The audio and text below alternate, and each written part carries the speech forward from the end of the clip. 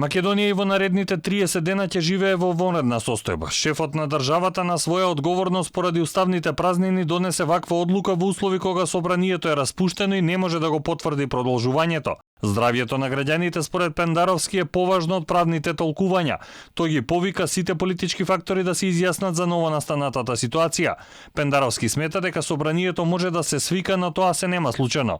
Тој се реши на денешниот чекор кој правно не е продолжување на претходната одлука, туку ја укина вонредната состојба и веднаш прогласи нова во траење од 30 дена. Според македонскиот устав 30 дена е максимумот колку што може да трае вонредна состојба. Уставот неспорно има една правна празнина или правна недореченост, меѓутоа ситуацијата ја објаснив и во изјавата е таква да не можеме да се криеме зад правните флоскули или правните толкувања или ја би рекол финеси во толкувањето на некои уставни одредби. Апсолутен приоритет за сите нас, не само за мене, е здравјето на нашите граѓани и јас со таа цел ја носам ова одлука.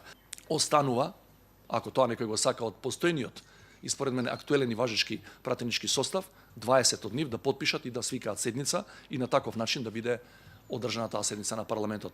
Мојот став е да повторам уште еднаш, собранието, особено во ваква ситуација, треба да биде во функција, треба да работи. Правото на верниците не смее да биде над останатите граѓани и верници од една религија не смеат да бидат привилегирани во однос на останатите, смета председателот околу отворените верски храмови за Великден.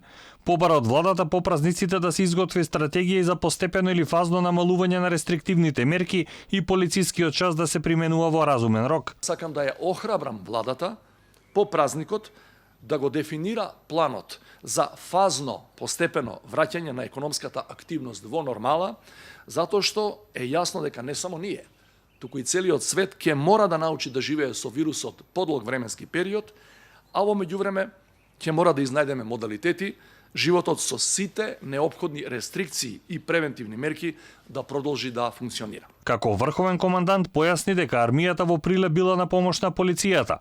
Тој смета дека сите банки и стопански субјекти ќе треба да организираат редарска служба.